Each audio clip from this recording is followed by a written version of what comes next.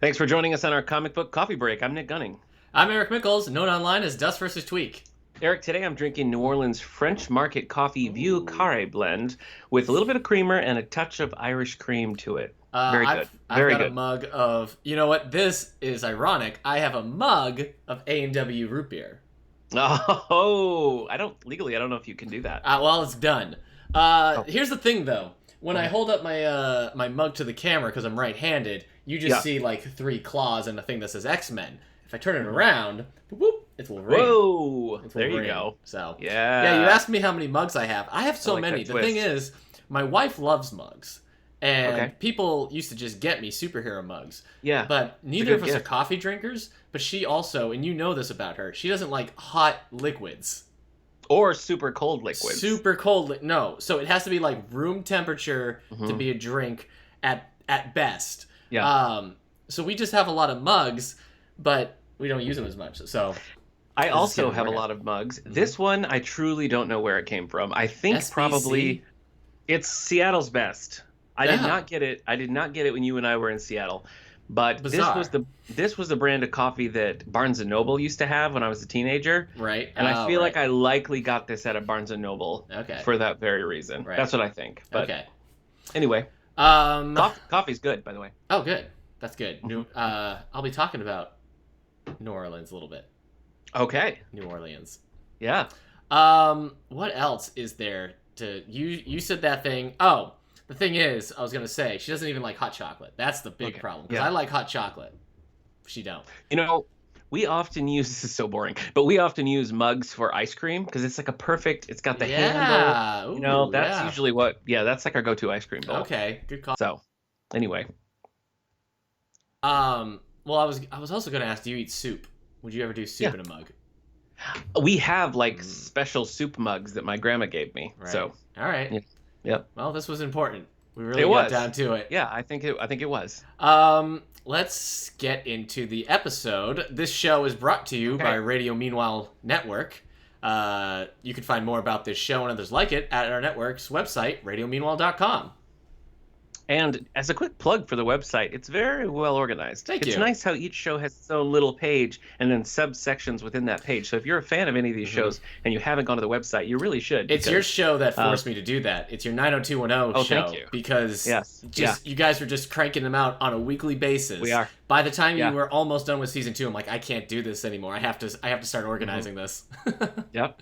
Yeah, you have it nicely broken into seasons. Yeah. And I've heard from a few listeners just on Twitter and stuff. Some people who aren't fans of the show have like hopped in and just listened to the specials we do, like the soundtrack episode, or we talked about some original novels, or like Christmas movies with the cast, things that you don't have to know 90210 to like Right. enjoy. And so Right. like just random people have been listening to some of those. So that's cool. Yeah. But anyway, other shows on the network include the one we're talking about, 90210 Here We Go, a 90210 rewatch podcast hosted by a 9021 expert, this guy, and a 9021 novice. We also have Three Nice Things, where we force ourselves to say 3 nice things about a movie with a bad and often earned reputation. Radio 64, featuring video game music remix radio, and previously on X-Men, one of my favorite podcasts, Thank by you. the way. Well, Hats off to the hosts of that. hey, thanks. It's the podcast that looks back at X-Men comics, movies, shows, characters, and more, including some pretty cool interviews. So if you haven't listened to previously on X-Men, hop over there and do that. Now let's talk comic books. How you doing, man? Okay. What are you reading these days? Yeah, what are we? We're Okay. talking comic books now. We are. Yeah. So the first comic I'll talk about is I read Turok Dinosaur Hunter.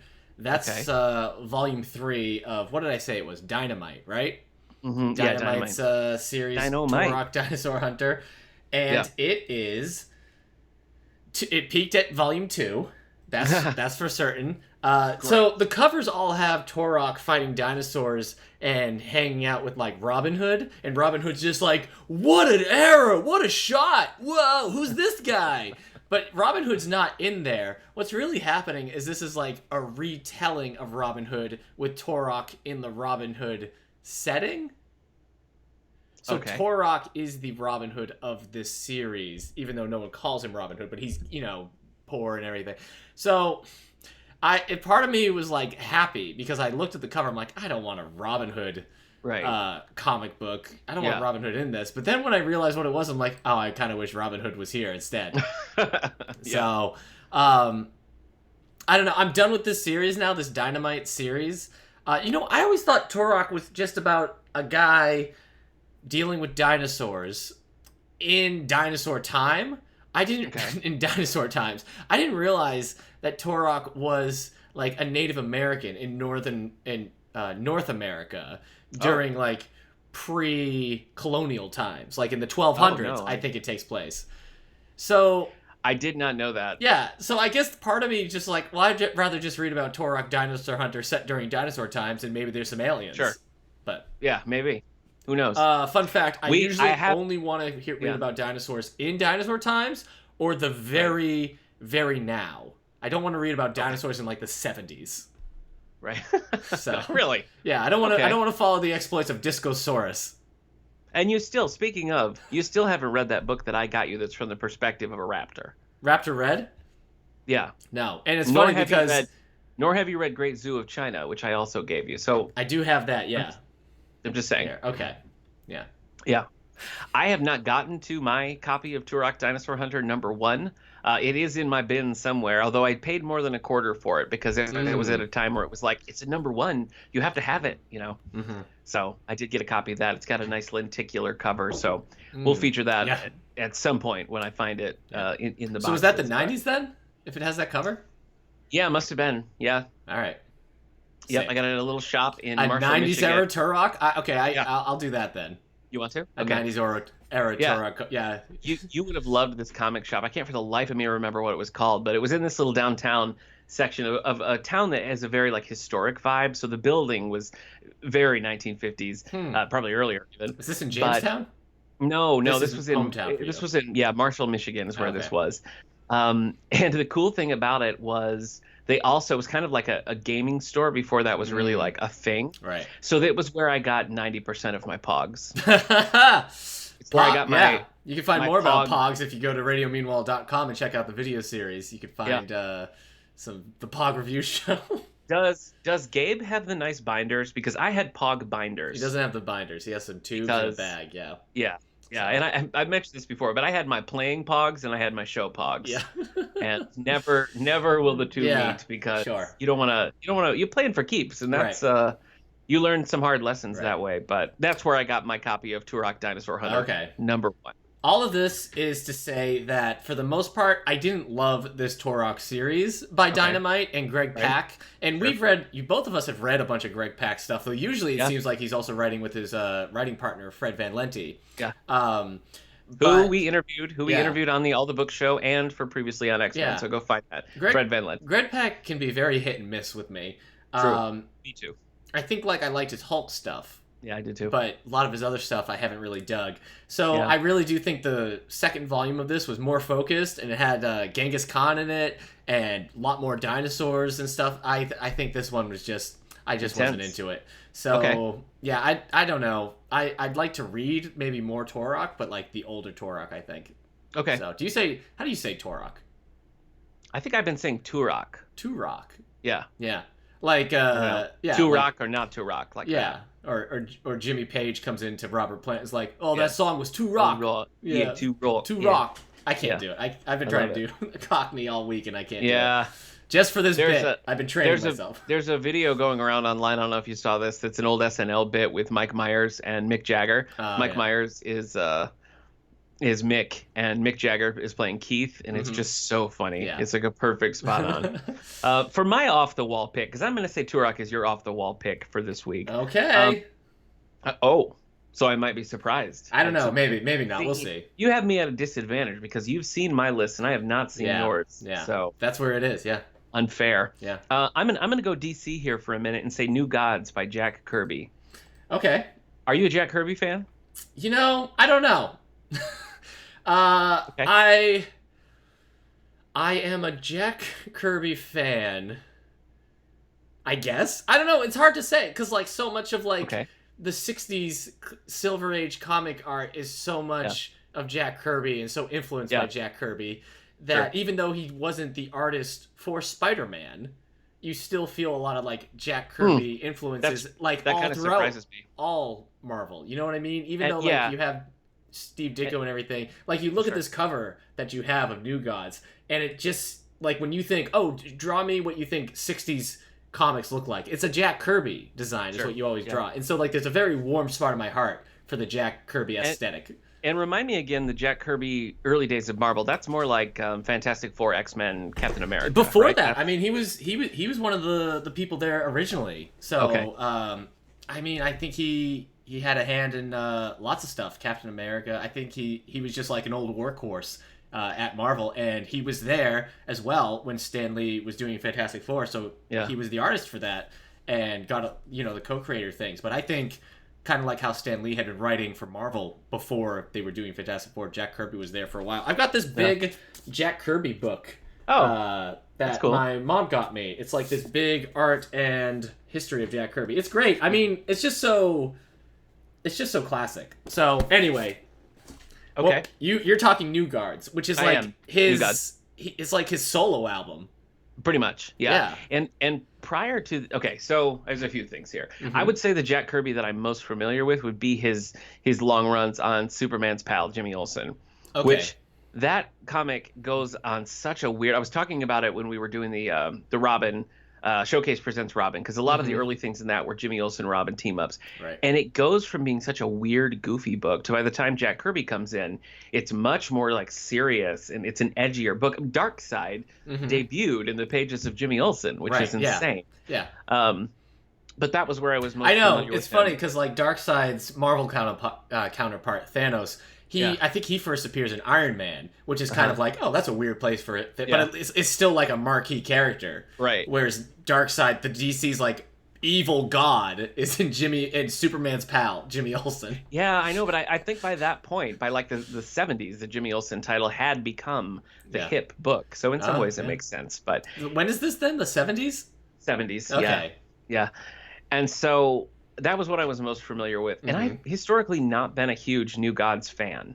Like, I've never read a book that's just like New Gods. But I was reading more recently in a Green Lantern run. I can't remember if it's New 52 or Rebirth, but there's a whole thing where the New Gods show up and it becomes a big New Gods Green Lantern crossover. Yeah.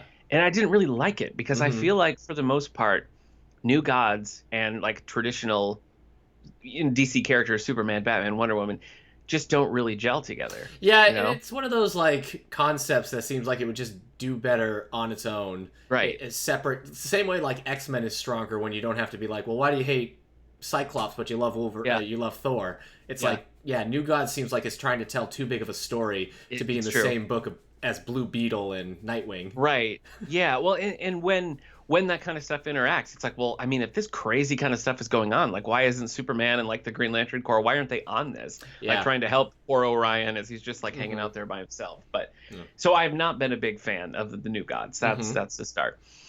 But I love Jack Kirby's like cosmic imagery, you know, and those like, I don't even know what you call them. Those like space dots. That he does in the background whenever like somebody's like leaking energy, just that kind of very dotty effect. Right, exactly. Very patented Kirby. Yes. So I just kind of came across it on the DC app, and it's all there. It's 11 issues, and then 5 years later they picked up the numbering, and different artists and authors took over it. But I don't really intend to read those. But I've been reading the classic Jack Kirby 11 issues, and it's funny because it is really like a one-man show. It says, written, drawn, and edited by Jack Kirby, and someone else is like adding color. But this is like after. I mean, he probably was gone from Marvel for a while at this point. I mean, we're talking the 70s. This is early. I mean, this is like 1971. I don't think it's too much of a gap, But it's just kind of funny. It sort of strikes me like the like a more modern equivalent would be the John Romita Jr. Switch over to DC. How it's just kind of jarring to see. DC characters in a Marvel style, but I don't know. I'm really liking it. It is so weird, and it just has the reek of DC being like, Jack Kirby wants to come here, do whatever you want, bro. Whatever you want. Yeah. You know what I mean? If you want to make a crazy like space opera story that doesn't connect to anything else, Godspeed, my man. And so you really got to read it like with that sensibility in mind, because it is just like big and I don't know. It's just big and weird. It's just weird. You know, I'm gonna look something up. Okay. But I like Orion, and I like, oh boy, what is his name? Is it Lightyear? Lightspeed? Light Ray? Light Ray? Okay. I like both those characters. I always like Orion. When Orion shows up, I'm like, okay, this character's he's got his little like Segway flying thing. I like that. So this is 71? Yeah, 71. So then he did go back to Marvel, because then he created the Eternals, which is kind of similar in terms of like this big cosmic explanation of like mankind's origins. He was really into that. Just like the origins of humanity, but like very much the chariot of the gods kind of sensibility. So it's so funny to me, like coming at this backwards, because when I was a kid, like, you know, the Super Friends era, Darkseid was everywhere. Right. I mean, in my mind as a kid, Darkseid was like the be-all, end-all villain of the DC universe. And now it just sort of seems like they do Darkseid when they feel like it. You know what I mean? Like, it doesn't feel that way. But it was like, he is one of those characters that you get diminishing returns the more he's defeated. Yeah, exactly. But I remember there was a Burger King thing where you got a cup, and the cups were Superman, Wonder Woman, and Darkseid. Like, that was it. I don't think maybe there was a Batman, but like Darkseid was the one that they included. It was just so bizarre. So to see him like as he was originally intended, as this like, I don't know, it's sort of distant, high-powered figure is funny. And in this section, he has taken people from Earth and is like trying to do some crazy Darkseid thing with them. So Orion. So Orion frees them, but what's cool about it is that those people who are not special people, you know what I mean? They're just the people that Darkseid happened to grab. Everybody's special. You're right. But I mean, they're not like superheroes or particularly skilled in certain things. Everybody's a superhero in their own way. Right. You're right. Keep going. All right. They're just regular people. Yes. But the point is, they become a de facto little team, and they're Orion's sort of touch point on Earth. Like, Orion deals with these people almost exclusively, and they help him like take a guy's, you know, a disguise while he's on Earth, and they become this support system. And it's just interesting because they're not connected to each other, nor do they have any business doing like intergalactic war. You know what I mean? So it's weird, it's kooky, but I'm really liking it. And I don't think the collection has this, but reading it on the app, when the issues were published, they would feature a backup story of like a 1940s Jack Kirby, Joe Simon story from like the very, very early days of DC, and you know, back in the 40s and stuff. So the backup features have been Manhunters. Ah, all right. Which is kind of interesting to see those out of context of Green Lantern and other things. But yeah, it's strange. So all that to say, if you're not a fan of new gods popping up in things, I think it's worth giving this Jack Kirby run a read, because it is just its own thing, you know, and should be experienced in that way. Most of my new gods, like as a kid, my new gods knowledge came from Superman the Animated Series. Because Darkseid invades Earth, and during that, I mean, he kills one of the series characters. One of the police guy. I don't think it's the commissioner or anything, but it's Maggie Sawyer's partner is killed by Darkseid in the episode. And is it Turpin? Is it Dan Turpin? Turpin, yeah. And that was Turpin is in this New Gods collection by Jack Kirby. Yeah, and I think I knew him from Superman. Yeah, the Darkseid. Like, yeah, you know. He definitely becomes like.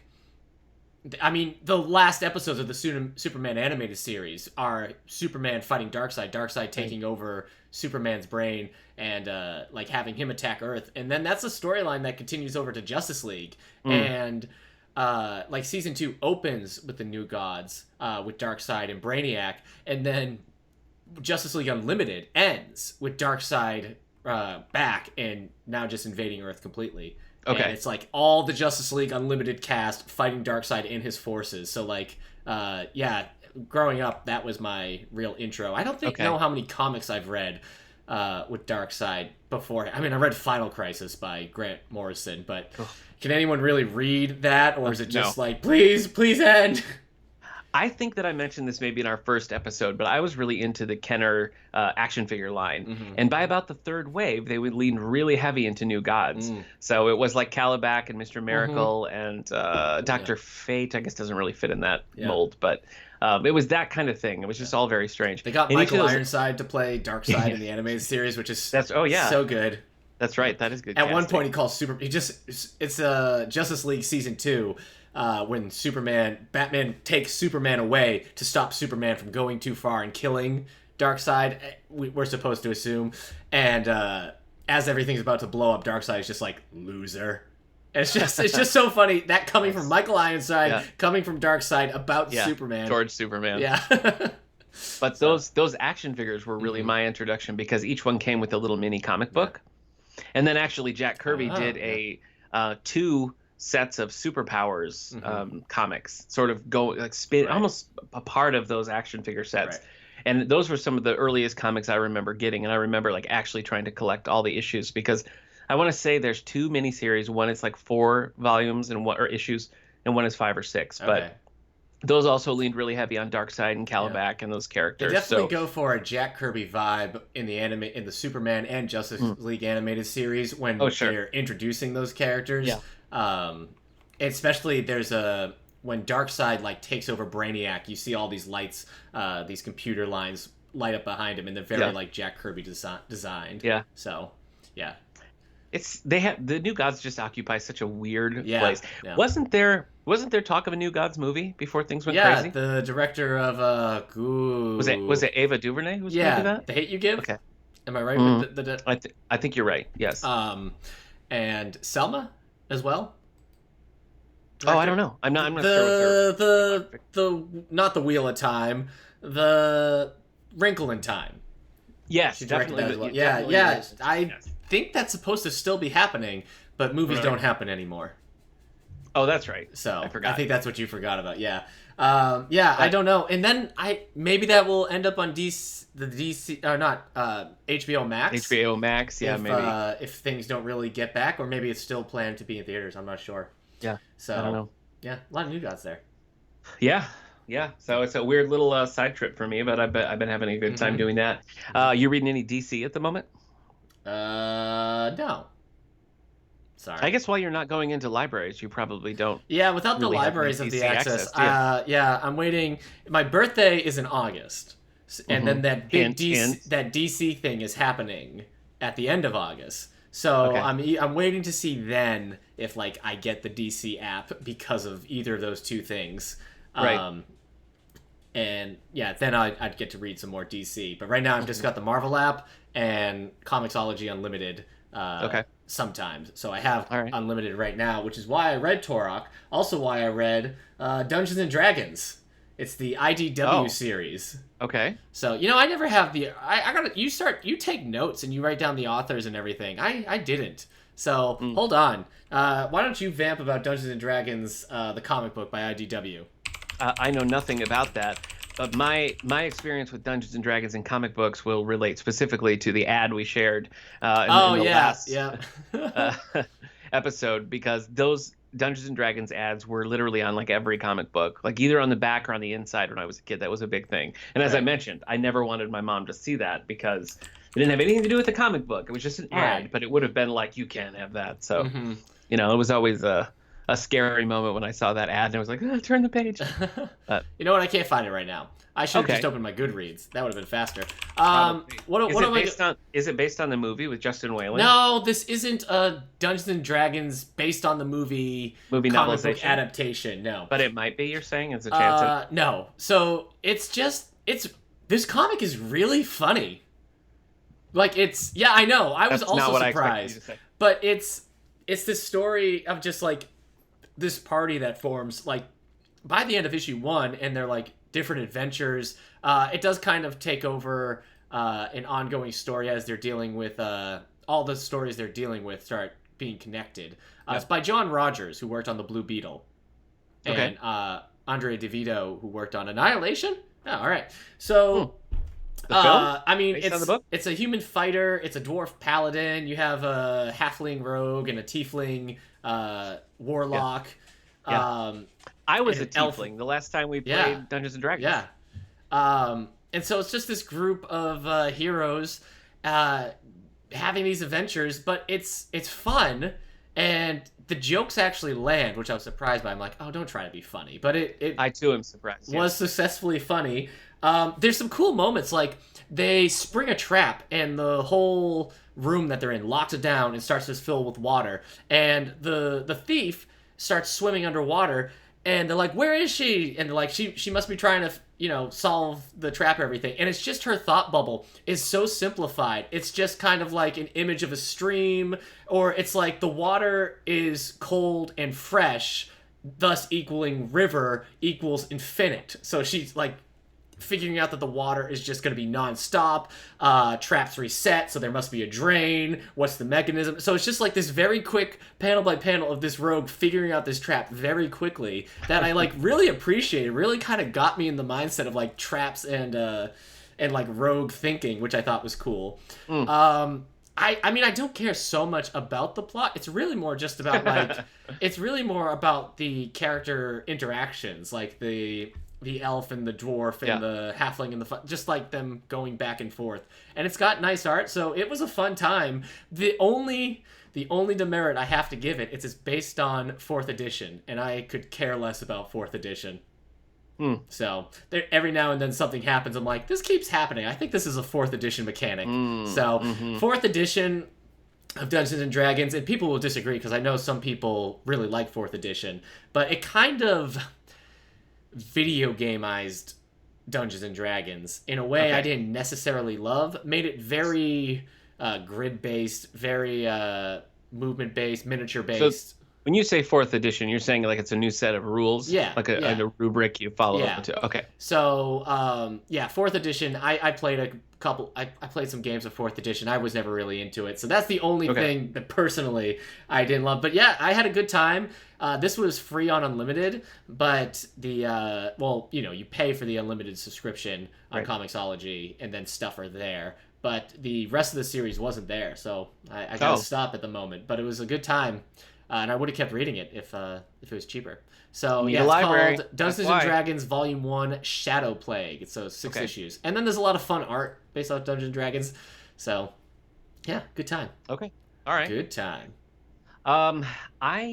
So for Marvel, I've been in the midst of Avengers versus X-Men for quite a while, but I'm going to get to that. I'm going to get to that in a minute because as I got through that, I was also able to wrap a storyline that I've been reading in Secret Avengers. So I just finished Volume 2 of Rick Remender's Secret Avengers, and I feel like with each one of the series, because this is really more like volume, I want to say 4 with the numbering, volume 2 of Remender's run, I've been kind of getting away from it because I feel like in the early volumes it was a lot more about like we're gonna have a covert team of Avengers doing specific like covert things, which I thought was cool.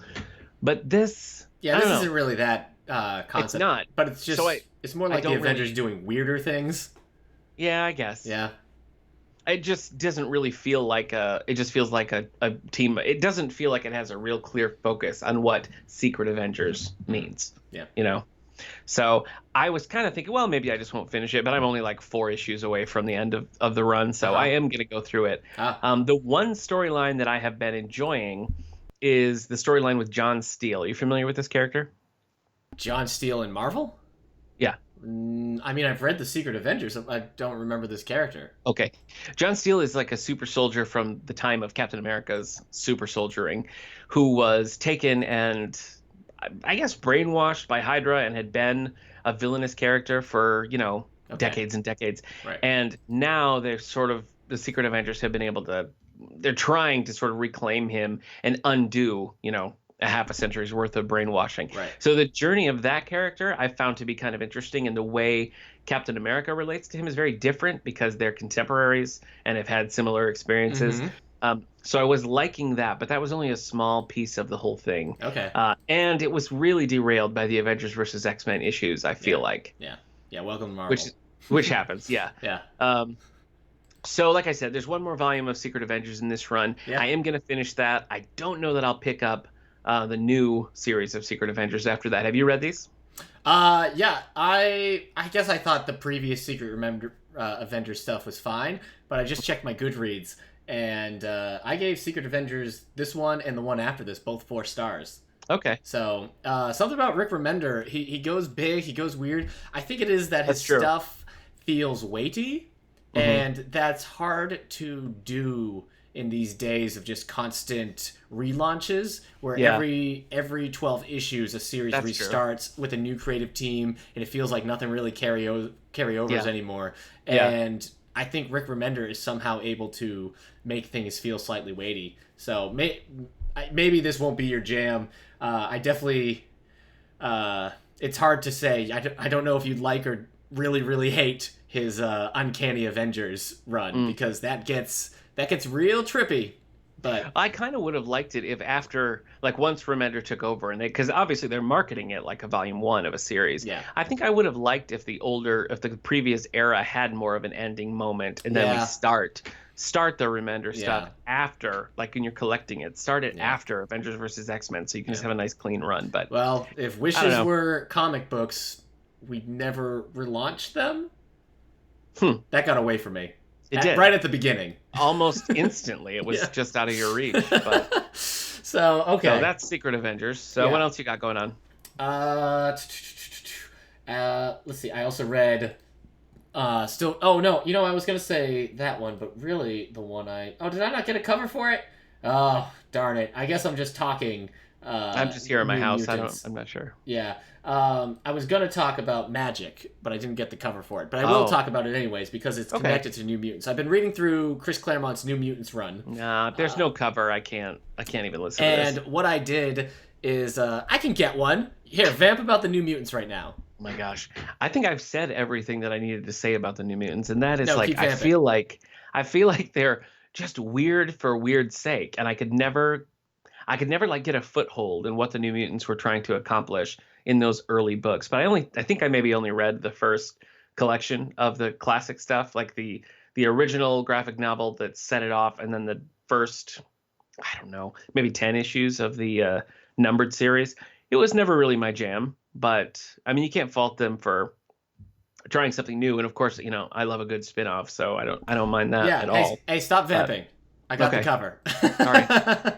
Maybe that was real content. Maybe I wasn't vamping. You know?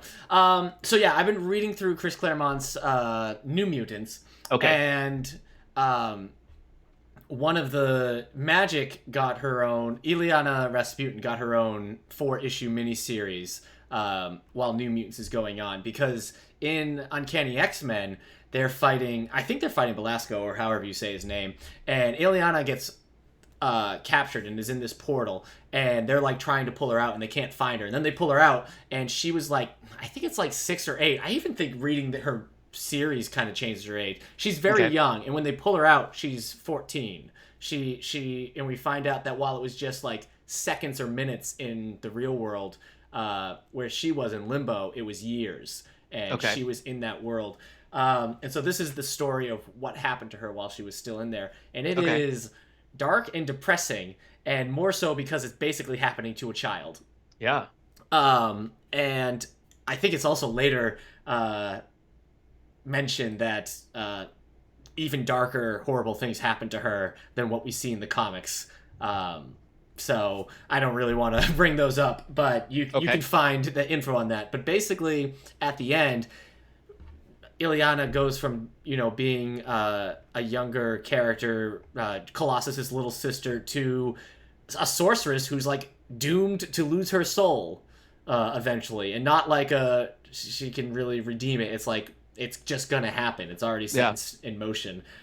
So it's a dark story. It's Chris Claremont, who likes really being terrible to his characters, and John Buscema and Ron Friends. So it's interesting.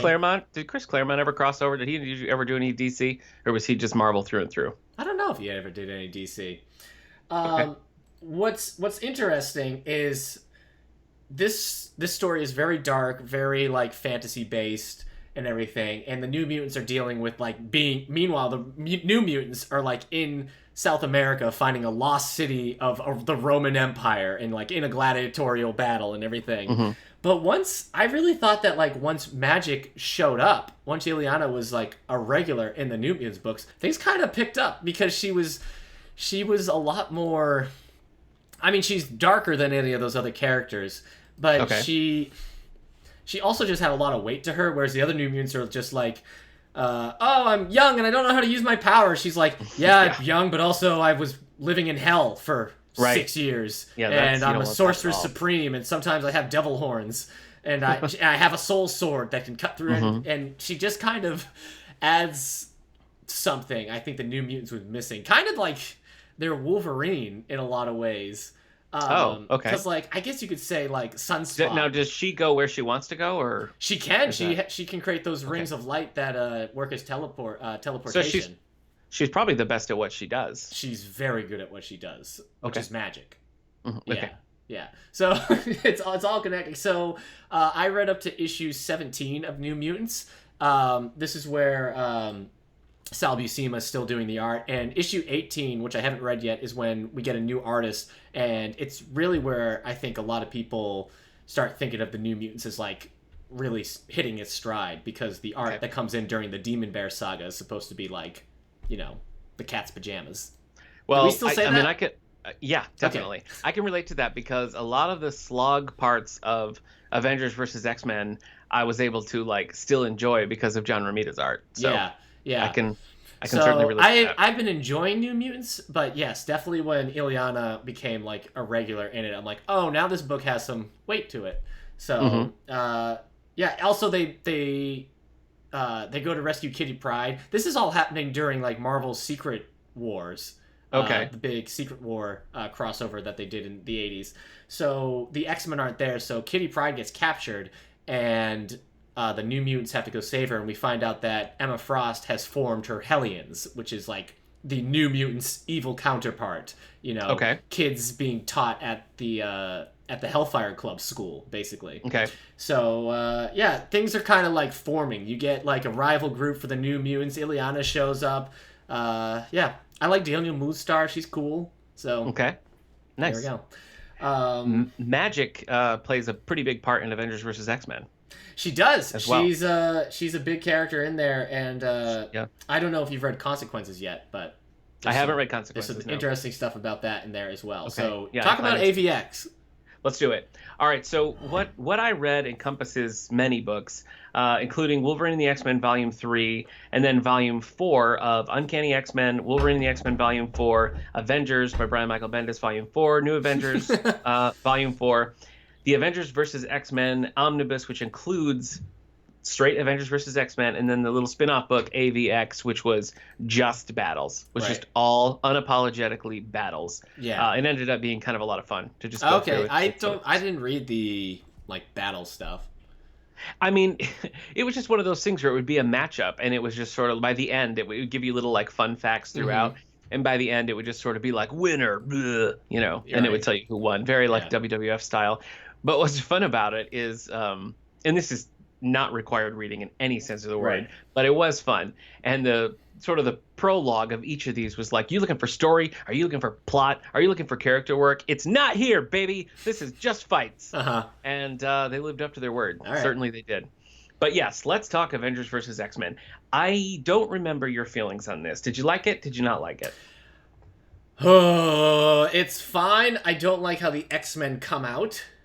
Agreed. In this, it's just because, again, this is where, like, as an X-Men fan, it was very aware to readers that Marvel was caring less and less about the X-Men since they didn't own the movie rights. And once Disney got involved, it became even more apparent once they started bringing in the Inhumans trying to replace them. And so, like, there is this kind of very dark period where it's just like, you feel like the X-Men are just, they're like, I don't know, their second step cousin or something. It's this is when you need a Steve Englehart to come in and keep the light on. Yeah. But, you know, I think the thing is, like, you say X-Men, and really, we're talking about Cyclops. Yeah, we're talking about the Cyclops Utopia team, the people who still want to live on the island of Utopia, versus not just like eventually like the X-Men as well. So Yeah. yeah, You just don't get a ton of characterizations from anybody but Cyclops. Yeah. I mean, you could make the argument for Emma Frost on that side, and Yeah. Storm, I think, gets a little bit, but the rest are either just with the Avengers, like Wolverine, Beast, Professor X, all that. But yeah, it's very uneven from the beginning, and I don't know. I think it's kind of hard to gauge anybody's real motivation for doing it and why it becomes the fight that it becomes. Should I put on the spoiler tag? Oh, sure. Boop. All right, now you know. If you haven't read Avengers versus X-Men, we're gonna spoil it. Okay. Spoilers. I love that thing. I love that little balloon.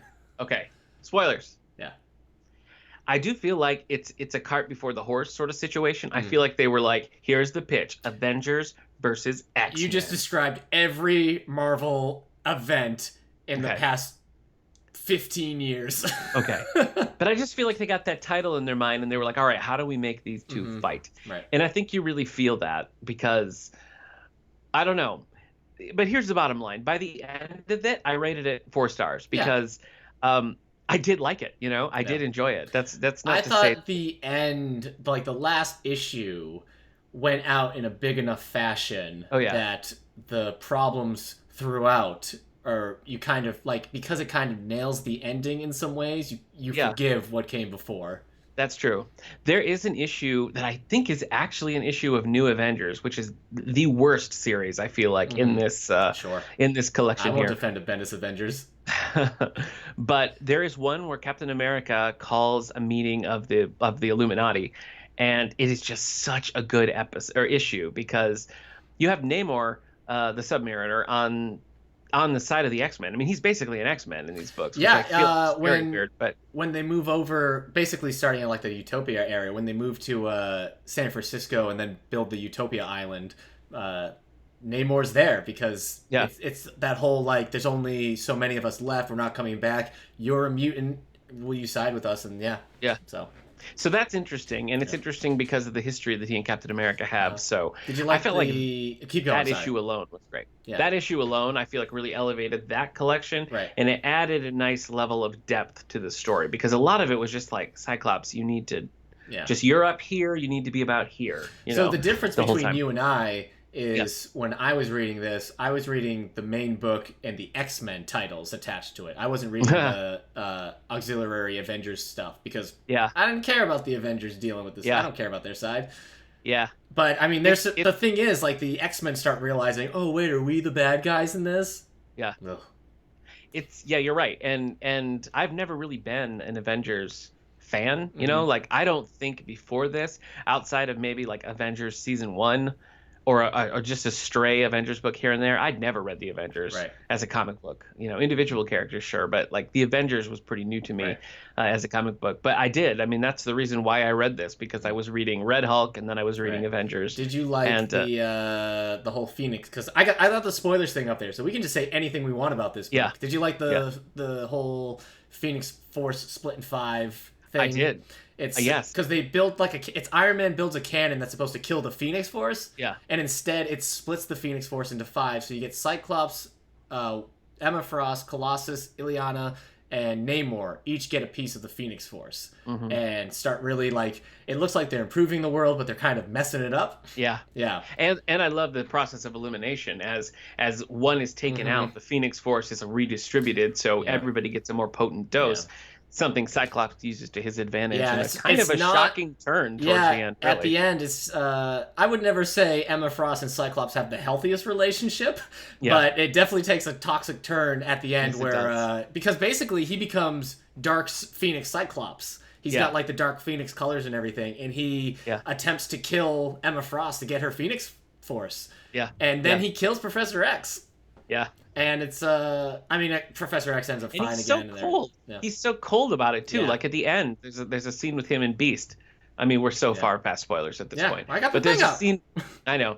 There's the scene with him and Beast where Beast just doesn't really want anything to do with him, and Beast sort of lets slip that there are new mutants being born again. And Cyclops did it. He was right. Yeah, Yeah, and Cyclops is like, you know what, baby? I would do it all again. Yeah. I wouldn't change anything. It's such a cold ending. It doesn't. But that's what I think. I think what you're saying about it sticks the ending. By the end, like you can't deny that was, a compelling place to be by the time it ended. Yeah, I think you should read. It's only 5 issues, the Consequences stuff, because there's stuff. I plan to. Yeah, I plan.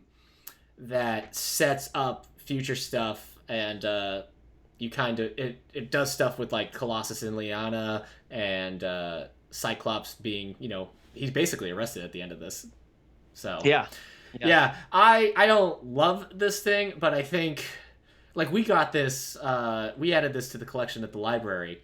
And it just seemed like such an easy thing. Like Avengers was hot news, and like it also had the X-Men on it, and it was pretty popular. It's a big trade, but it did all right. So as a review of the whole event, though, not just this 12 issues, but all the side stuff, what do you think of it? Would you just recommend the main book? That's really hard. Yeah. That's really hard. I have not been a fan of Wolverine and the X-Men or Kieran Gillen's Uncanny X-Men. So I mean, you have to. We'll hit the pause button. I love both of those titles. I know you do. But I'm saying that's going to color how I feel about this, because a lot of the stuff that happens does happen in there, and I just wasn't really a fan of those books. I don't think either of those side titles really added much to the main. I don't remember Wolverine and the X-Men really having much impact at all. No, it doesn't. It doesn't. And it doesn't. The Avengers books are certainly more important than the X-Men books. And weirdly enough, and I don't like this title, but weirdly enough, that volume of New Avengers has this really cool story that is set forever ago with, is it Hope? Yeah, probably. Okay. It's set like way in the past with an earlier Iron Fist and Hope exploring like these powers. Okay. And that 3 issues was so good and really added a lot of subtext to what was going on with Hope in the main story. Right. Plus that Illuminati issue is in volume 4 of New Avengers. So I feel like those things really added to my enjoyment of it. So, I'd say the Wolverine and the X-Men are not important reading, but there is a volume, I don't remember which volume it was, of Karen Gillian's... No, wait, that's the actress. Who am I talking about? Kieran Gillen, you're close. Kieran Gillen's Uncanny X-Men. That is important because it deals with Cyclops dealing with Sinister with these Phoenix powers. That's important. I know you don't like that Sinister version, but he's sticking around. He's fine.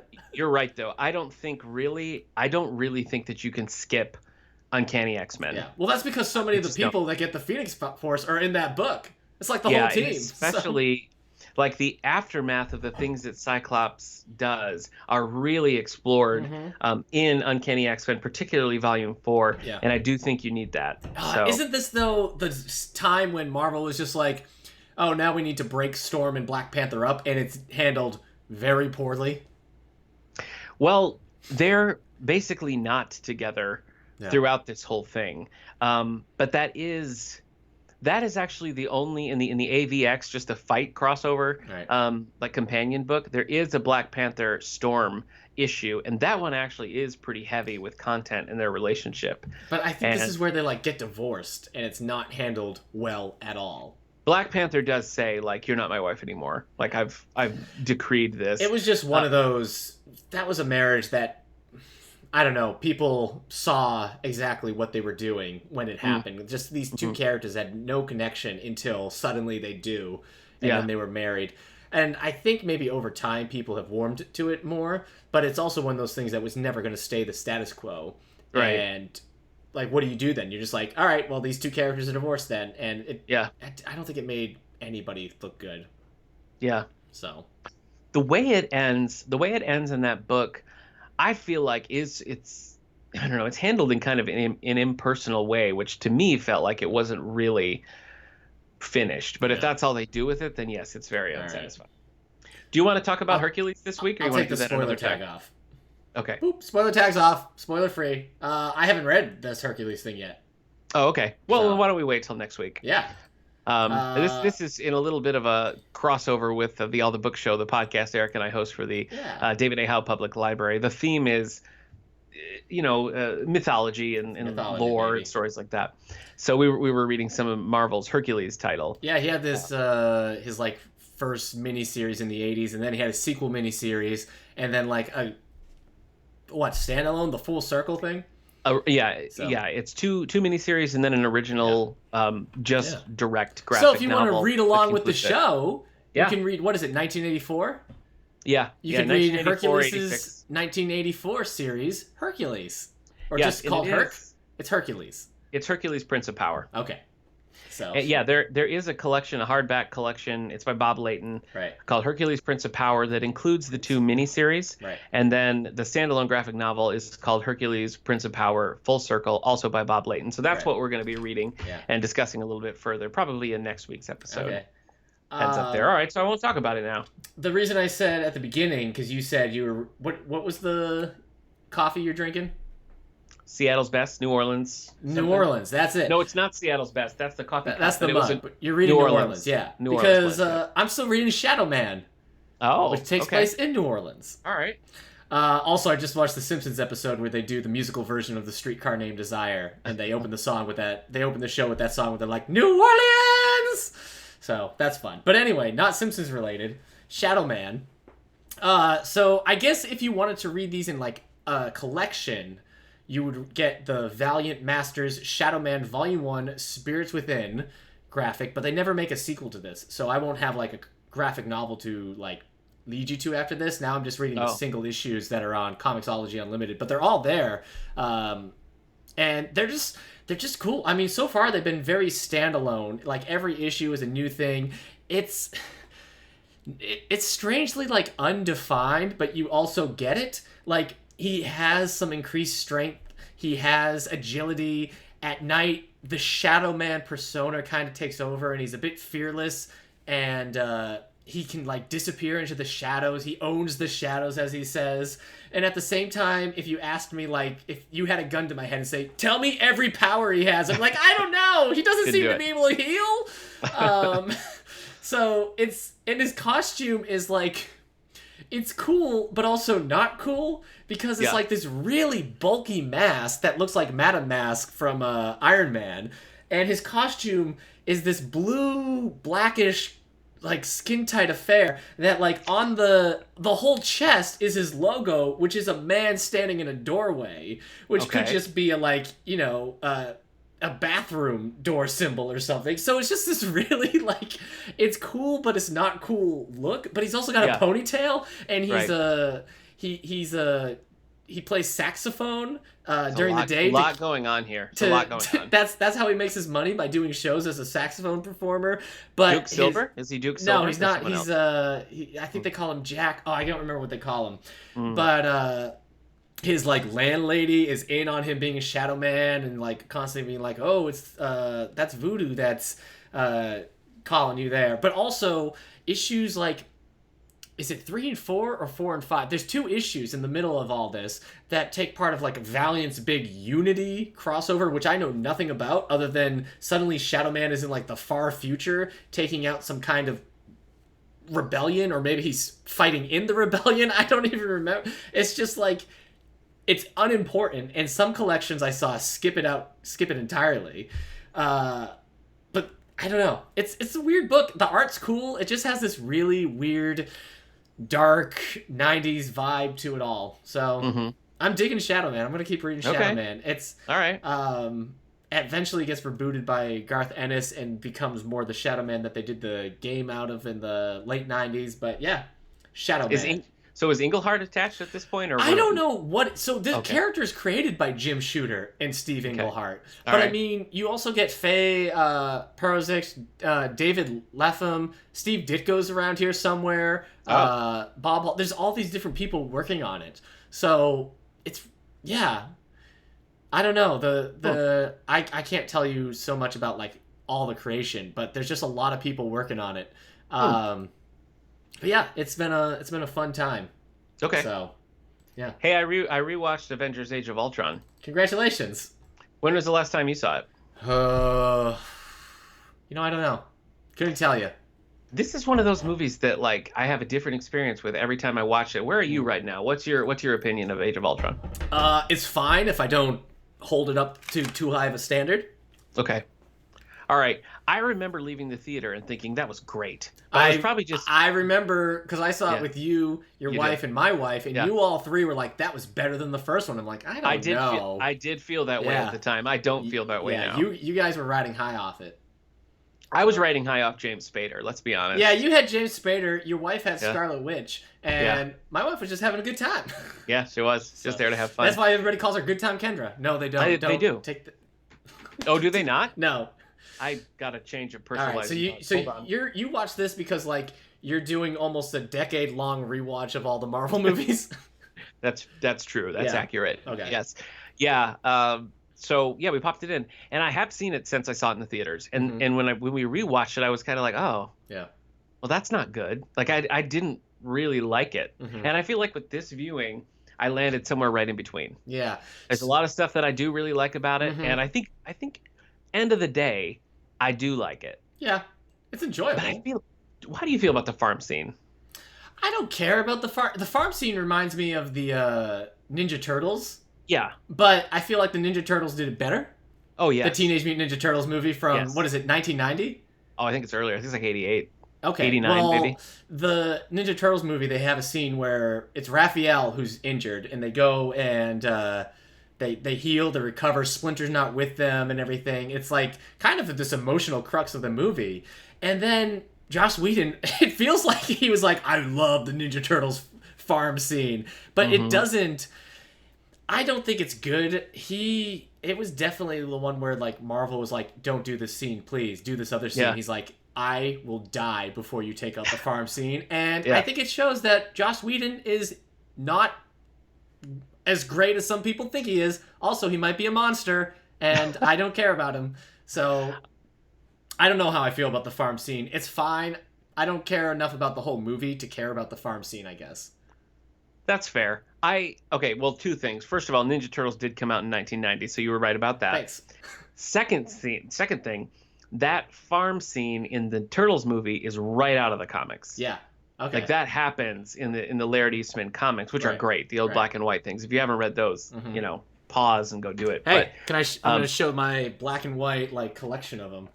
Please do. Didn't I read that? I feel like that's how I read it. I think you borrowed it from me. Yeah. Yeah. So if there's any coffee rings in it, those were there when I got it. it. They were there when I got it. Okay, continue.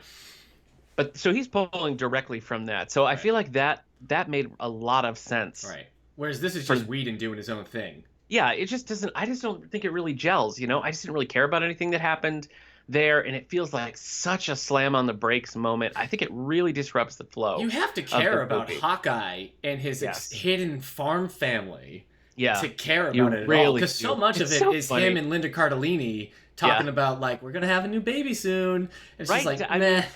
I was saying to my wife, like, it happened. I was like, oh, here it goes, and it's like he's instantly dressed like Tim the Toolman Taylor, like right away. He's got like Carhartt jackets and like flannel shirts, and then the reveal that Cardellini is pregnant. It's just a step too far, I think. I don't know. It's the movie's so bloated in a lot of ways, because you've got Ultron, you've got Scarlet Witch and Quicksilver, you've got the Vision, and you've got this farm scene, you've got all these different characters going in.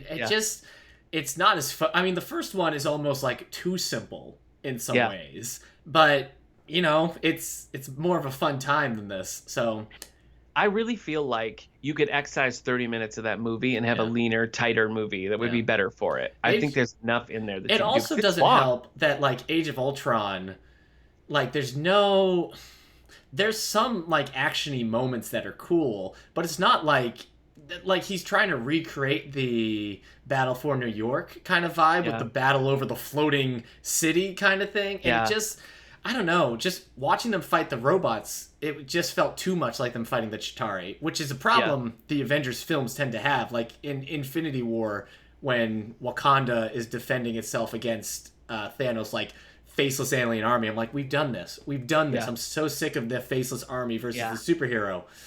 So, yeah. I don't know. And I don't love Ultron either in this. And I like Ultron in the comics. I know you're a Spader fan, but like... That's the thing. There's just and you know that Spader did motion capture for it too, because every little James Spader tick is in there, and seeing Ultron do that, to me, that's just like, you're probably right. I don't think I can be objective about it, because it's just I'm just like, it's Spader as a robot. I get no sense of Ultron. He's all over the place character wise. It just, I don't get his motivation all the time. It's just such a strange. At that one point, it was like, I'm in no rush, by the way, when he like apologizes for rushing the scientists for doing. It's just, there's things that just, I don't know. See, now I feel like that works, and maybe it's because I'm familiar with the Spader shtick, but I feel like Ultron in this movie has this real like casual malevolence that I think carries through really well, because it's like it's all like the sort of the bad parts of Tony Stark. I think it's a good use of that character, but I get why you wouldn't like it. There's a moment based on comic Ultron where Iron Man is talking to Ultron, and Ultron says, "Still trying to protect the world," and something like that. And Iron Man's like, "That's the mission. Did you forget it?" And it's like the only moment that like Tony and Ultron have that is supposed to remind us of this like paternal bond that's supposed to be between the two, and it's never there again. That also is true. I did notice that scene for that reason. I was like, oh, we're addressing this, okay, but he just doesn't do it again. Blink and you miss it. There is a really cool shot though when, I don't even remember what the country's called that they're lifting up into the sky.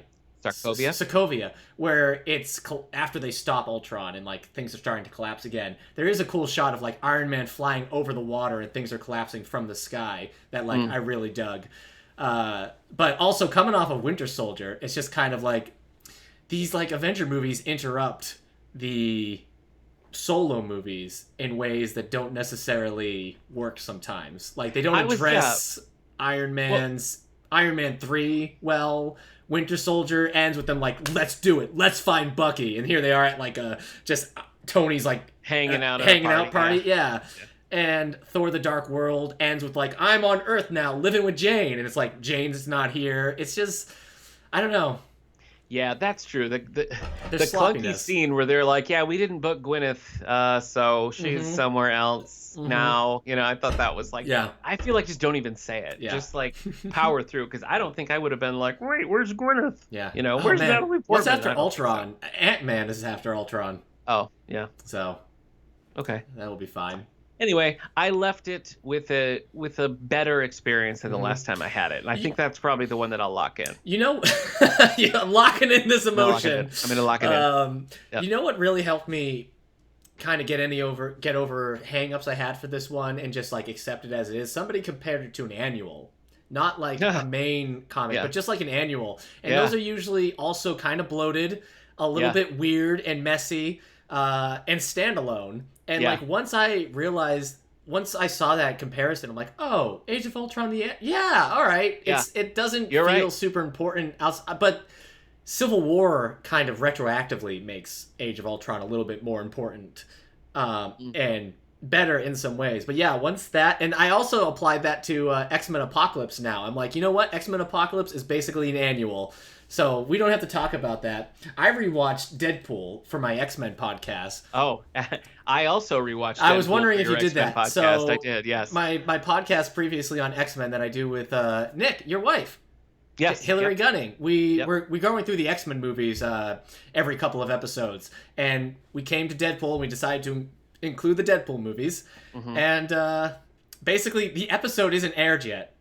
It's a weird episode. Ooh, spoiler. It's a weird episode because, like, normally we have pages and pages of notes for the X-Men movies. When we got to Deadpool, my notes didn't even finish a page. Because, like, there was nothing for me to really do a note for. But watching it, I gotta tell you, it's just not my movie. It's just not my type of film. I agree. It's not my type of comedy. It's not... and because it's a comedy, the action doesn't do much for me. It's not really the type of Deadpool humor or character that I enjoy from like Joe Kelly's comics and stuff. I'll talk more about it in that podcast. But Deadpool, like, it's just it's just that bro humor. It is of because he says teabag. I was just gonna say that. Right. Your enjoyment of Deadpool depends on how funny you think saying balls is. Yeah. You know, like, is that funny to you? Yeah. And it is sometimes, you know. Yeah. But like, that's really like, it's a very one-line kind of humor. Yeah. And I don't really feel like I had a laugh out loud moment. Yeah. There's some movie. funny. There's the moment where the reinforcements have come. He's only got 12 bullets, and it's a funny moment where he just pops his head up and it's like, hey, and then he just has to duck because everybody just starts shooting at him. Like, there's these funny, almost like Looney Tunes moments that I can kind of get into. Kind of like the stuff between him and Negasonic, like the whole like, oh, you're a teenager kind of thing. Like when she makes fun of him for going to an early bird special at like food. It's like, because it's ridiculous to get food before sundown and save money. Yeah. Like that kind of stuff cracks me up. Or the moment when he's calling her on like being a teen, and he was like, so you're gonna say a hurtful comment or sullen silence? Yeah. And she's like, you kind of painted me into a corner here. Yeah. That was funny. You're right. But yeah, I'm actually looking forward to Deadpool 2 because I like that a lot better. Yeah. And my wife, the humor's more on previously on X-Men, she's never seen it. Yeah. She's never seen it. Well, so I think the humor goes from this like jock balls humor of Deadpool 1, and in Deadpool 2, it goes a bit more absurdist, which I like. I do too. You know, like all that, you killed Black Tom, or just all the stuff with her luck power. I think it's just a funnier movie, but it might. Yeah. But as we said, we talk about it in the Deadpool episode, it's just a type of humor. So I mean, I'll say it again here. If I was 16 when Deadpool had come out, I would have loved it, and it would have been my favorite movie ever because that's where I was at my point, and I would have thought the humor was funny, and it would have killed me. But now I'm like watching it, I didn't really enjoy myself. So it really like stops to a halt during the workshop scenes. Yeah. Where it's like, oh wait, we're not a comedy anymore. Yeah. It's like, well, okay, then what are you? You're just a straight origin story that's not very compelling. It's kind of a better romance than comedy. Yeah. I think. Yeah. Again, there are funny moments, and it is a subjective thing, but it's not for me. So yeah. Well, don't give it away for free. You got a whole podcast episode about it. So there you go. Good thing we watched Age of Ultron and Deadpool to talk about. I have a special request of previously on X-Men. Okay. That I'd like to make to you now. I'm not talking Scorpion King.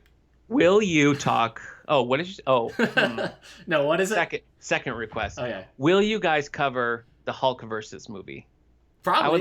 I would like to hear a commentary on that because you have Hulk versus Wolverine and Hulk versus Deadpool. I do bring it up because Deadpool is in the Hulk versus Wolverine thing. There's I think it's a great version of Deadpool. I do too. I think that's Nolan North. Are you guys going to do I think you're right. Yeah. Are you guys going to do an episode on that? Because I would like that. Actually, we have to do it with Wolverine and the X-Men, right? Because don't they connect? Oh, they do. The animated series. So we'll have to figure out where it's supposed to connect. Because doesn't Wolverine and the X-Men do a sequel to it? There is, I remember a connection because I had seen the movie first, and when it came to that in Wolverine and the X-Men, I was like, oh, hey. Yeah. So there is a little connection. So yeah, we'll do that. It'll be fun because it'll be like watching a little movie thing. Coolio. You got other readings to share? No, talk about your Justice League Power Rangers. Justice League Power Rangers. That's what I read. I can't believe you've never read this. I got it for the library. I was just gonna say you bought this. And you I know. Yeah. So written by Tom Taylor, illustrated by Stephen Byrne. This is what you want a crossover to be, because to use a negative example, I would say Batman versus Teenage Mutant Ninja Turtles. There's 2 volumes of that, and they just try so hard to be telling like this real serious story that just doesn't matter at all, and they sort of lose sight of the fun part about Batman and Ninja Turtles. The one based on the animated series, there's like the serious hardcover, more adult if you want to say that one, and then there's a Batman Turtle crossover that is a younger grade, which actually an old friend of mine, Chad Thomas, did some of the illustrations in that, but that one's cool. But where Power Rangers succeeds is that it is just bright and fun, and you just have superheroes hanging out with the Power Rangers, just having a good time, right? And you have like Lord Zed coming, and it's just this whole thing where you have different characters going up against each other's villains, and it just is fun the whole way through. You don't leave having learned something or having a better appreciation of Power Rangers or Justice League, but it's just consistently enjoyable. So I think you should read it. And this is a team up with DC Comics and Boom. Right, because Boom has been doing a pretty, I think, successful, or maybe they're not doing it anymore, but they had a pretty successful like relaunch or new Power Rangers series that was like a sequel to the original Power Rangers cast series and stuff. Which, as I recall, lasted quite a while. I read think the first volume and thought it was pretty good. Yeah. I was streaming some Pac-Man here on Twitch. Yeah. And I was playing Pac-Man Championship Edition, and I actually have to. I saved the video because I got to edit it down to just the rant. But basically, I just ranted about how Tommy isn't as cool as everybody thinks. Jason's cool, and the writers. I just rant about how the Green Ranger was not so cool. Sorry, I'm getting distracted because there are just a ton. Yeah, there's like 7 volumes or more, and then like I read that Green Ranger. I just said that whole thing about Green Ranger, but I read that Green Ranger, the last Power Ranger story or something. Soul of the Dragon. Yeah. So they were chunking them out. I mean, it's a property. It's Oh yeah. So that's just surprising because there's the main series, then there's Saban's Go-Go Power Rangers. Right. There's Saban, the individual. Yeah. There's Lost Chronicles. There's Pink Ranger. There's all sorts. I don't know. Maybe Kimberly Hart got her own series. Yeah, I think it was a little bit more like young adult geared too. I can't believe you haven't read that one. Yeah. That's the thing. My rant started based off of the Power Rangers video game making you download DLC characters because you have to get Kimberly Hart separate. Oh. And then I went on this whole thing about how Kimberly was my first crush, and I liked the Red Ranger because I thought it was cool, and then the Green Ranger came in, and people like Jason who? I don't feel Jason who, but Jason is so square. You're square. I always felt like Kimberly was better suited for Tommy. So I'm part of the problem in your mind, and I'll own that. All right, you still got to talk Supergirl. I do. Can I tell you first that I read Jughead and Archie Winter Annual? Screw this Supergirl comic. Yeah. Yeah, the Jughead Annual. I haven't really talked about my love of Archie comics on this show yet, but I do have I'm sure we'll get to a quarter bin of it. And we will. And abiding love for Archie comics. These are things that, like, I don't even remember when I discovered these, but I would beg for the digest, and if I could get a double digest, I mean, look out. Forget about it. Forget about it. Yeah, absolutely. These were in the the racks at the supermarket as you're going through, like, please. Yeah. So this is older because it's advertising Riverdale, like its premiere. It is a little older. Okay. The thing is, they're so expensive in the store, and if you get a subscription, they're really cheap. So I got a subscription. Listen, this is 100% real. I have been in the store with Nick on our way out of the store, and he stops because he sees a new Archie digest. He's like, "Hold up, Archie Halloween? Oh, Papa like." It's just Papa do like. If you do a themed Archie annual and it's at the checkout, Nick is gonna stop and at least just have to make a decision. It's true, but the thing is, I sort of kneecapped myself with this because I had a subscription, and then they kind of piled up, and then I would see one that I liked, and I was like, oh, I should get that, and I was like, no, I have the subscription ones at home, and so it really threw off my groove. But I've been getting back into the ones that have been collecting dust on my shelf. So I just read this Jughead and Archie. I always prefer the sort of off titles rather than just like straight Archie. I would always gravitate towards either Jughead or Betty and Veronica. Mm-hmm. So this was a lot of fun. Okay. The thing with Archie comics is that they are just inherently pleasant. You know, they're just enjoyable, and I like to see what shenanigans the gang is getting into, and they're just like uber relaxing. So I just had to toss that out there before we get into Supergirl, because I feel like the Supergirl is a bit of a rant. Oh boy! All right, settle in. Reheat your coffee. Yeah, that's true. I know it is. It's not gonna last. I read Supergirl Rebirth Volume 4 by Steve Orlando, illustrated by Jamal Campbell. So I had read the 3 volumes of Supergirl that came out forever ago, and I actually thought that was it for Rebirth. I thought it was just the 3 volumes. And the problem with those initial 3 volumes is that they were so beholden to the TV version of Supergirl that the book changed from a really solid, consistently cool book in New 52 to this watered down CW version of Supergirl, where Kara spends the whole time like taking orders from people who don't know anything and feeling all like insecure, even though she's like more powerful than Superman. So like, if you like that adorkable Supergirl, probably Rebirth is the way to go. But I was very disappointed with it. So I picked up Rebirth Volume 4 as I just sort of caught up in the timeline. I was like, oh, there's more Supergirl. So I read this, and I do think it's a step up because you don't have as much like DEO and all that nonsense that the TV show is just so in love with. And so this is probably the best of the rebirth stuff, but it just made me frustrated about Supergirl because I think she's just a great character. Right. And I think that the best version of Supergirl in my mind starts with the Superman Batman comic where she's brought back. Do you remember that? Yeah, I do remember that. Did you like that? I didn't like the movie.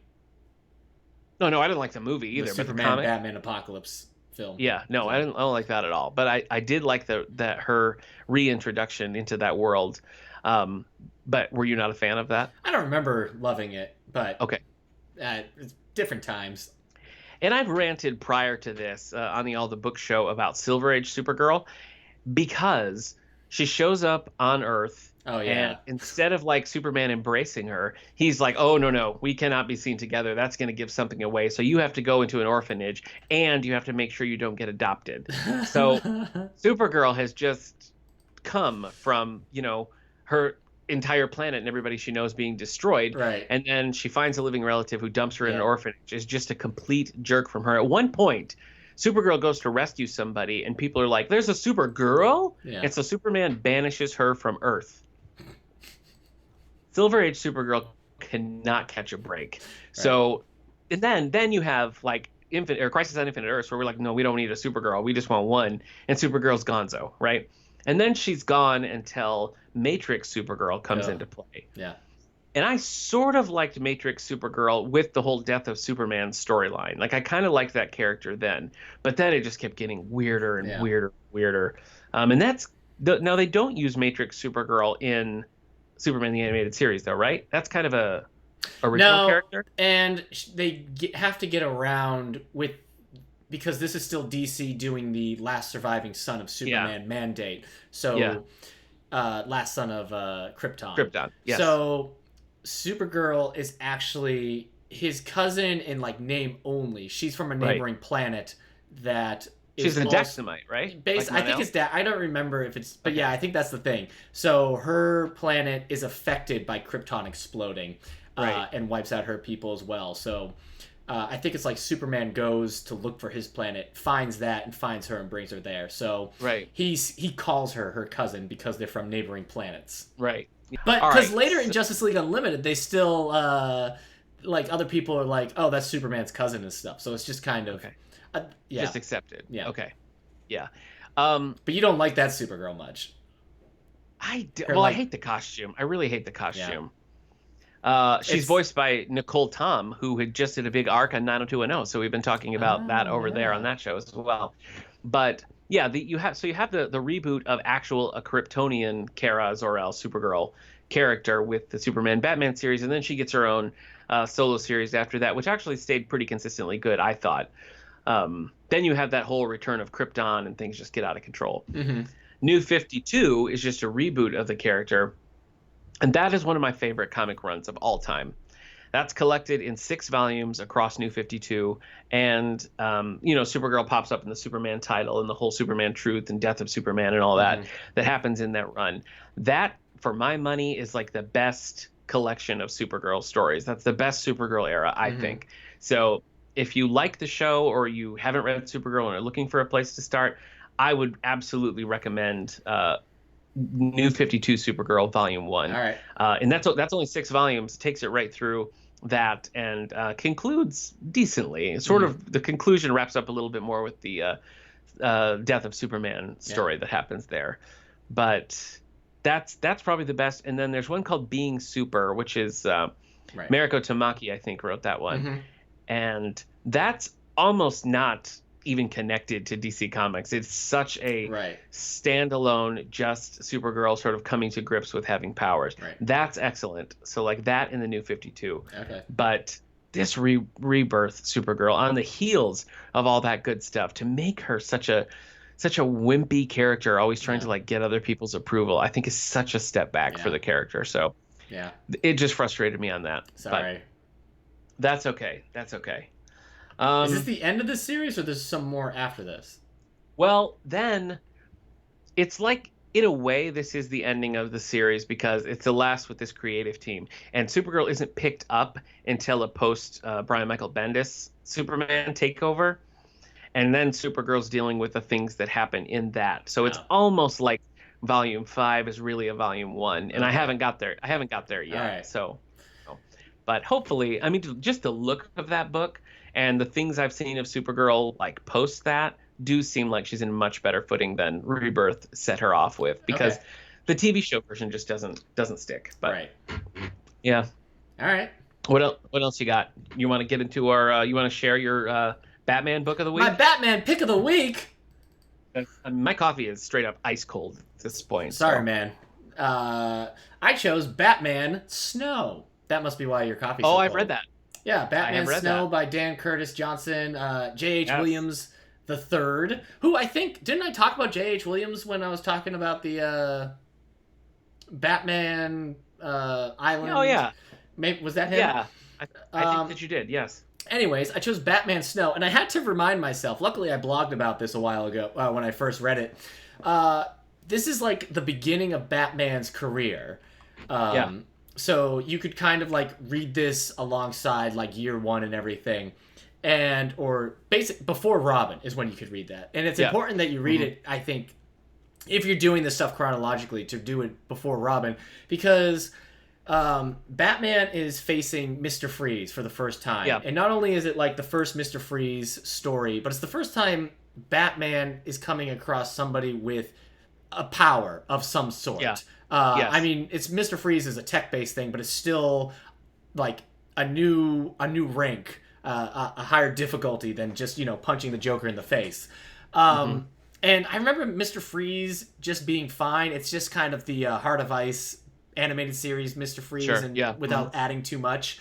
But Batman like forms a team in it, and they don't really like it. Kind of falls apart. And it's not really helpful. But what Batman realizes is like maybe he can't just form a team. No, but he's got to be more focused about it. He's got to be more trained. And so like I remember the last panel is him seeing that the Flying Graysons are coming to town. So he's gonna go check out the circus. So it's basically if you're reading all those books, you could read this like right before Dark Victory or Long Halloween as a kind of setup.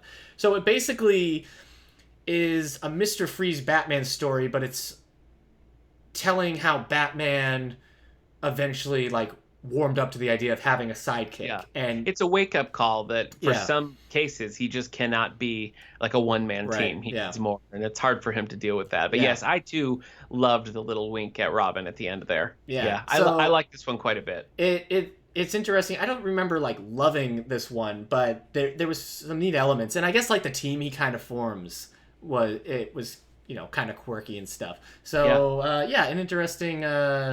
an interesting read in like the grand scheme of Batman. I don't think it's canon. Well, I don't know what is canon anymore in the DC universe. So, but I'm not entirely sure when it came out it was canon or not. Do you remember that I gave this one to you? You might. Did you? I did. Yeah. Okay. I got it interlibrary loan because I read it right before Christmas, and I was looking for like superhero Christmassy stories. But yeah, I read it and loved it and passed it on to you. All right. But it's a good one. There you go. Batman Snow was my random Batman pick of the week. In case you haven't heard of this character, Batman. Now, what's it called? Batman. He's a rich gentleman, like Iron Man, who fights crime with baseball bats. His fist. Why is he called Batman? He dresses like a bat because he's afraid of bats. Oh, okay.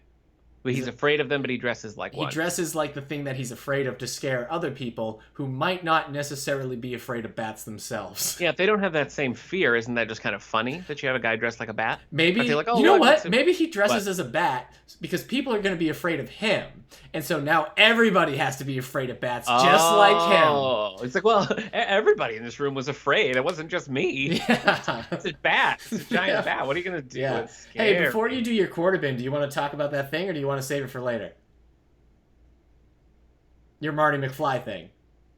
Oh, yeah, we should talk about that. Yes. I mean, my love of Back to the Future is well documented, I think, in other podcasts. Mainly all the book show or anything. But I do very much love Back to the Future, and I actually almost pulled a Back to the Future comic that I've had like my entire life for the quarter bin today. Yeah. But yes, we were just talking about IDW's news that Back to the Future is crossing over with the Transformer comics for Back to the Future's 35th anniversary. And I think it looks fun, but you're not a fan of this, right, Eric? I mean, it's fine. It's one of those things. I'm like, anytime something crosses over with the Transformers, I'm always like, oh, my first instinct is dumb, and then usually I have to be proven wrong. So you love the Star Trek Transformers thing. I was just gonna bring that up. And the Star Trek one is so fun because it is Star Trek the animated series and the Transformer like cartoon from the 80s crossing over. So it's just, yes, that one is one of my favorite crossovers. Yeah. I love it. But yeah, this is fun because there are Back to the Future comics. Like there were a few based on the animated series when I was a little kid. Yeah. And then just recently they've done really the first, somewhat official continuation of Back to the Future. Like there's never been Back to the Future novels or anything like that. It was the movies, the cartoon series that no one liked, and that was it. So it was really exciting when IDW started putting out new Back to the Future stories. And so I was like all on that. One of them, they adapt the Telltale game, which is pretty fun. That game is. And you get cool voice work. I mean, you get a lot of the original cast coming back, even Michael J. Fox doing a little voice work in that. But this is the first time, I'm like racking my brain to make sure I'm not wrong about this, but this is the first time we've seen any kind of official crossover with Back to the Future, which I think is cool. The How It Should Have Ended people did like a Transformers Terminator. No, it was Terminator Back to the Future. I'm sorry, crossover thing. That was fun. That was a fun little animated short trailer. So it had the T-1000 on top of the DeLorean, which was pretty cool. I was like, oh, you know what? I love this. So the only real fan fiction that I've ever read in my life was Back to the Future fan fiction. Okay. And there was an author named Mary Jean Holmes who used to have tons of stuff on this website. And there were two Back to the Future Quantum Leap crossovers. Yes. And so you can bet that I read those. I didn't have to bet. Yeah. They were very good. Yeah, it's a lot. Anyway, it's a lot, Jerry. This is not supposed to come out until October. All right, of you just wanted to mention it. That it's on your radar. I mean, you're going to read it, and eventually you'll be talking about this whole series on this show anyway. Yes, and they're putting out a special toy just in Walmart. Oh, my word. It's a DeLorean. It's a DeLorean Transformer. Oh my gosh! So, you remember when my birthday is, right, Eric? So just keep that in mind. January 4th. That's when it is. So what did I say? If you wanted to read along with us, the Hercules series is coming up soon. So if you read that, and so when the Back to the Future thing comes out in October, you read that, you can be sure it'll be brought up here as well. Oh, you can be sure. So that's a far future read along with us. All right, what's in your quarter bin? Yeah, we got to get to it because again, cold coffee. Yeah, we need an animated interlude where it's you going up to a machine and putting a quarter in, and a comic book comes out. That's not how it works. I know that's not how it works. That's not how it works. All right. Well, my comic selection today. Have we spoiled more things? Should I have used the spoiler tag more throughout this? I guess during the Batman Snow. Apologies. Well, yeah, but I mean, it's not a spoiler that Batman eventually needs a Robin. Come on. Yeah. Okay. I don't think we spoiled things. All right. This one actually is connected a little bit more than I thought to things that we were talking about today. What I have for us here today is Action Comics number 335 from 1966. There is literally not a creator name anywhere within these pages. So all I can tell you is that the editor at the time was Mort Weisinger. Okay. And it was funny to me looking at this one because 1966 feels like, forever ago. And I look at this comic and it just has you were only 15. Yeah, thank you. It just has this, feel of like this is an old comic. Like Indiana Jones would want me to put it in a museum. But it's funny to think about, like, at the time, and this was probably like, like 1989 or something like that. This comic is only like 20 years old. So the equivalent now would be like, this is a comic from 1997, which seems like no big deal. 20 years ago is 2000, man. Yeah, but it was a little bit older. Yeah. It was like 23, 24 years old by the time I got to it. Gosh, a 1997 comic. So what, I'm picking up Heroes for Hire by Kurt Busiek? Yeah, no, Joe Kelly? I'm going to double check that. It's the same as a young me picking up this Action Comics issue. So here's what I'm going to tell you about it, all right? First, we have a main story with Superman. So Superman is bungling jobs. He's just screwing up. John Ostrander. Apologies. Oh yeah, okay, a classic suicide. Yeah. Anyway, Squad. Superman is bungling these jobs, right? And Lex Luthor is just delighted by this. Lex, meanwhile, and just stay with me on this because it's gonna get weird. Do I need to put up the spoiler tag? For 1966's Action Comics 335? I'll throw it up every now and then. Okay. Lex is looking for a way to get back his adopted home planet of Lexor and return to his wife, Ardora. Lex's? Yeah. Okay, keep going. Wants to get back. Even though she wants nothing to do with him because she's figured out that he's a super villain. He just wants to get back there, okay? Meanwhile, at the Daily Planet editor Van Benson is not thrilled with Clark Kent's performance either. Yeah. And they receive a call from Senator Perry White informing them that the government is concerned with Superman's performance lately, and they want him to come in for some tests just to make sure that he's okay. Mm-hmm. In a twist, it was all a setup by Lex and Brainiac, who were posing as government scientists just to get Superman sort of under their thumb. In a further twist, Superman knew about it all along. He was never bummed out. He always knew, right? This sounds a lot like Mission Impossible 2, where everybody and their mother is pulling off a mask. Yeah, exactly. So Superman knows it all along, and he sends Lex and Brainiac back to Lexor. And Lex is happy to discover that Ardora has somehow forgotten that he is Lex Luthor, master criminal, and she loves him again. In a third twist, Brainiac realizes that it was Superman who sent an amnesiac gas with them back to Lexor so that Ardora would forget that Lex was a supervillain. Because you see, Lex was only fighting with Superman because he thought that Superman had broken Ardora's heart in another adventure. Superman feels badly about this because he likes Ardora and he wants them to be happy. So he erases her memory of the villainous things Lex Luthor has done. Luthor decides that this squares them for now, but next time. End of comic. How do you feel about that? Okay. 1966. Buckle up. No. Because in the back story, we have Supergirl. And guess what? Supergirl has found an intergalactic probe, but she does not have time to mess with it because her beau, Dick Malvern, is taking her to a dance. So she just leaves the intergalactic probe she finds in her backyard. Is this Supergirl who is in an orphanage, banished from Earth because Superman doesn't want that baggage? This is a little bit after that, where she is in a foster home with the Danvers. Okay. She says to him, "Oh, Dick, you darling, a discotheque where we can dance to the grooviest of platters." But actually, it's a beauty pageant. Surprise! Her boyfriend Dick is taking her to a surprise beauty pageant. And she is flattered by this, of course, because her beauty is well known. But she feels that kind of attention might draw out her secret identity. So she uses her X-ray vision to ruin the camera so the pictures don't take. Meanwhile, Dick Malvern has a whole dream about how he's worried that if she wins, that she's going to be too focused on herself and her own beauty, and she's not going to want anything to do with him. So he considers messing up her chances further, but decides that he's being selfish. And also, since she doesn't want to have her picture taken, he thinks it's better if he just snaps a picture of her when she's unaware. So he does that and submits it to the beauty pageant people. Meanwhile, her college is thrilled that she's been selected to compete in this beauty pageant, and they arrange for a leave of absence. Yes, her college. So the college, without consulting her, arranges for a leave of absence so she can join the pageant circuits. She's breezing through the competition, of course, because she's gorgeous. But she has an idea that she's going to sabotage herself at the end. But hold up. On the next page, she's sabotaging everyone else. Oh, my gosh. Can you imagine this, Eric?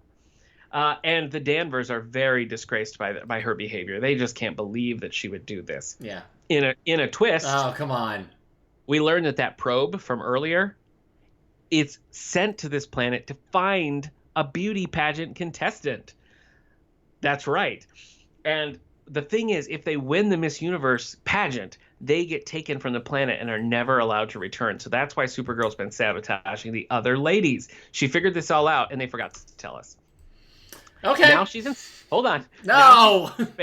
Now she's in space, having been crowned Miss Universe. But she's now competing for, guess what, Miss Cosmos. Oh, for the love. I know. The other contestants, though, try to save her because they know that she's in danger. Because the people on this planet use the beautiful women of the galaxy to steal their beauty and make themselves more beautiful. This is the backup strip? Yes. And so it backfires. Supergirl escapes unharmed and returns to Earth, but when she looks in the mirror, she's horribly disfigured by the other girls. What's she gonna do? And I don't know, because that's it. It's to be continued. It's to be continued. And you bought all this big chunk of story for 25 cents as a kid. Yeah, and I mean, I don't know what happens to Supergirl, and I doubt very much that I have Action Comics 336. So that's on the listeners. All right, but that was a real trash pile of a book. So this is the competition for Marvel in 1966. Yeah, exactly. Yeah. Yep. The coming of Galactus and all that stuff is being competed with, like, oh no, the beauty contest is stealing my beauty. You know what? It's not too far off from, like, I don't know, maybe like the Iron Man stories and stuff. That's true. So Stan Lee wrote his share of, like, stinkers too. It wasn't all a bed of roses over on Marvel, so. The thing about this, though, is that it really brings me back to just reading these issues as I found them, because I have no idea why Lex has a planet called Lexor. Yeah, it's crazy. I don't know who he's married to. I don't know why Superman would have broken this woman's heart. I don't know what happens after Supergirl is disfigured by aliens trying to steal her beauty. Yeah. And I was fine with it. That's the thing. I was fine with it. I just accepted you paid that a quarter happened, for this, yeah. And I never, not until later, not until a Superboy. How often did you read this too? Like how many rereads did you give this issue as a kid? You know, I probably more flip throughs than actually sit down and reading it. But yeah, I mean, but that is what it was like, you know, because I was not committed to, like, I have to find out everything that happened. Like, have you been to a comic book shop that still does quarter bins, or are they like as inflation made them dollar bins now? No, actually, I think so. I think I went to one not too long ago, and like it was the same kind of deal. Under the counter was, and maybe it's 50 cents, maybe it's like $3 for $1 or whatever. I don't know, but yeah, I mean the concept is still there. Tell you what, next time I go to a comic book store, if it ever is able to happen again, and I find a quarter bin, I'll spend $10 and just blindfolded pick up all those. And maybe I'll send them to you, so you still have to read them. It's really enlightening. Yeah. The funny thing is, too, this was in a bag labeled Action Comics 335 with a $10 price tag on it. Oh, and I would never, not even today, would I pay $10 for just a random How much is the Superman punching Brainiac cover. What's the most you've ever paid for a single issue? Boy, that's a good question. More than a quarter. Yes. I mean, the Phoenix one comes to mind, but I know that there were ones that I paid. Teen Titans Phoenix. Oh, yeah, actually that might be it. That big crossover with all of that. But as far as a single issue goes, probably not more than 10 or 15. All right. And that would have been like an extreme situation. Right. Mine would have probably been Uncanny X-Men 350, Gambit's Dark Secrets Revealed. Did I say 350? If I didn't say, I think so. Yeah. It was I bought it at a used comic book. I bought it at a comic book convention. I think I paid $20 for it. I have a few really, like, I don't know how I managed to like get my hands on these, because I do have the first appearance of Batgirl. Oh. And, like, with that one on the cover, like, who is this mystery woman? And she's like running. Okay. I have that. I have the first appearance of Mira. Mm-hmm. And I have the first appearance of the Teen Titans, like, before they were called the Teen Titans. Right. You know? Yeah. And my wife has the first appearance of Rogue. So we do have some cool ones, like, in the collection that I probably paid a little bit more for, but never a ton, you know. All right. Well, that was your quarter bin then. Action Comics, what? 333? 335. 335. Yeah. So I don't have 336, so I don't know. I don't know. We'll have to find you it. Because that's unanswered then, right? If we get you that'll be like this long-standing cliffhanger for you. That's true. And you know what? The Supergirl story didn't pick up in the midst of a cliffhanger, so I got to assume that it's mostly just a standalone. But that was serialized, so we'll see. We'll see what happens. Well, that's it. That's it. Coffee's drank and cold. That's right. It's left, it's on the dregs now. Yeah, I ran my Wolverine mug ran empty, so I was having to go with my Pac-Man tumbler that my wife made me. Yep. I've got my old Nalgene from college. Were Nalgenes the rage when you were in college? Yeah, I mean, everybody had a Nalgene. I had an Nalgene. Okay. So. You had an Nalgene. I had an Nalgene. Yeah. Okay.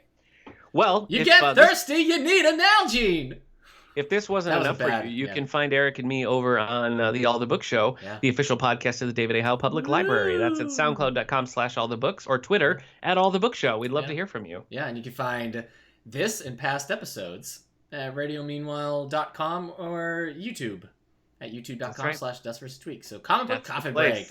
All right. That's it. That's all we got. So long, my friends.